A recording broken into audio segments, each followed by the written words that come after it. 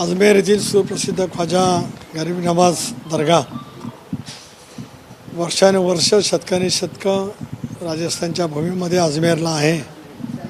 देशभरातील जगभरातील वेगवेगळे भाविक त्या ठिकाणी जात असतात, नतमस्तक होत असतात. राष्ट्रवादी काँग्रेस पक्षाच्या वतीने सुद्धा आज तिथे उरूस चालू असल्यामुळे आमच्या वतीने चादर अर्पण करण्याचा आज इथून आम्ही सुरुवात करतो. माझे सहकारी सलीम सारंग, सलीम अनवारी आणि त्यांच्यासोबत 10 गाड्या मुंबईवरून उद्या रवाना होतील. उद्या रात्री किंवा परवा अजमेर दर्ग्याला भेट देऊन त्या ठिकाणी ते समर्पित करतील.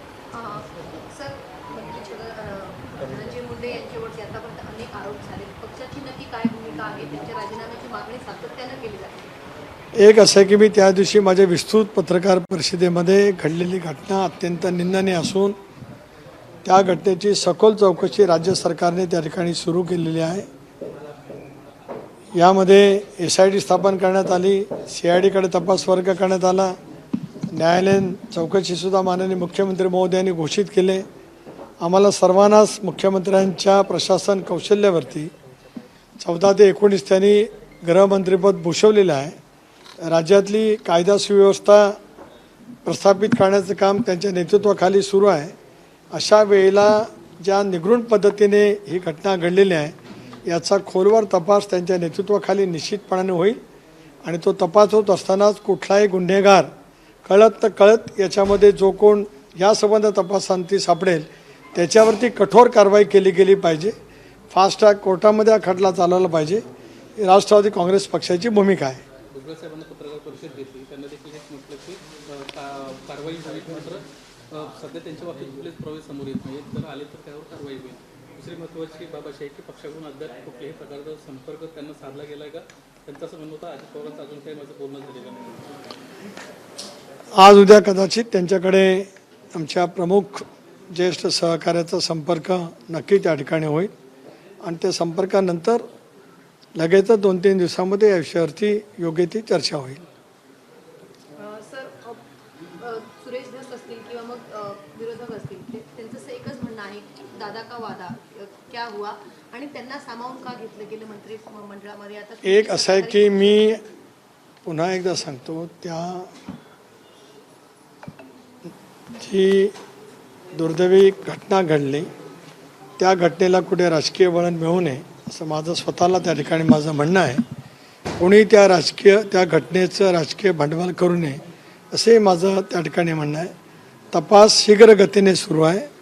तपास करणारी यंत्रणा त्या पद्धतीने काम करते आहे. मुख्य म्हणजे राज्याच्या मुख्यमंत्र्यांच्यावरती आमच्या सर्वांचाच नक्कीच त्या ठिकाणी विश्वास आहे.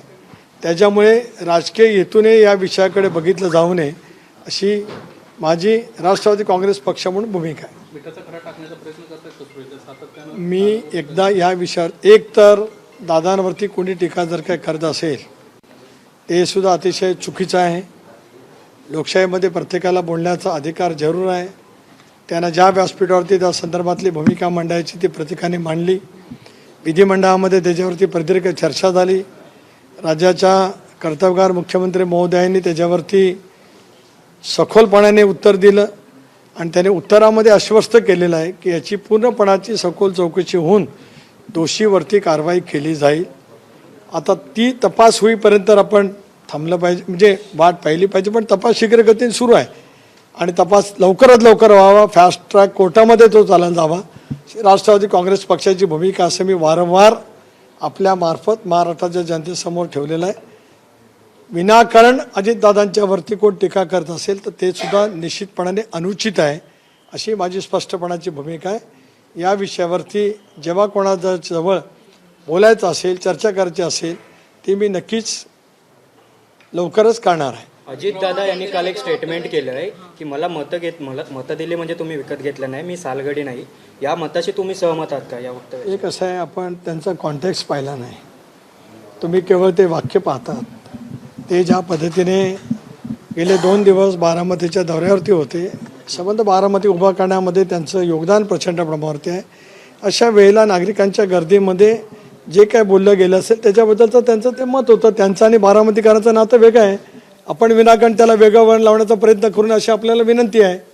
माणिकराव कोकाटे यांनी म्हटलं भुजबळांची लाड आता बाद झाले, त्यांना भरपूर पक्षाला दिलेला आहे, त्यांना जो योग्य निर्णय घ्यायचा तो घेऊ द्या. एकतर राष्ट्रवादी काँग्रेस पक्षाच्या मंत्र्यांनी या संदर्भामध्ये फार टीका टिप्पणी करू नये.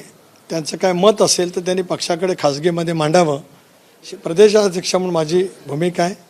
मी राष्ट्रीय अध्यक्ष, राष्ट्रीय कार्याध्यक्ष यांची या विषयावरती चर्चा चालू आहे, म्हणून इतरांनी या विषयावरती भाष्य करण्यापेक्षा आम्हाला हा प्रश्न मार्गी लावायचा आहे. त्याच्यामुळे ठीक आहे, माणिकराव जे बोलले असतील, माणिकरावांना मी पण फोन करून विचारीन त्यांच्या काय भावना आहेत. खाजगीरित्या निश्चित त्या बाबतीमध्ये बोलाव्यात. यापुढे जाहीररित्या कोणी या विषयावरती मत प्रकट करू नये अशी माझी राष्ट्रवादी काँग्रेस पक्षाचा अध्यक्ष म्हणून सर्वांना सूचना आहे. धन्यवाद. एबीपी माझा, उघडा डोळे बघा नीट.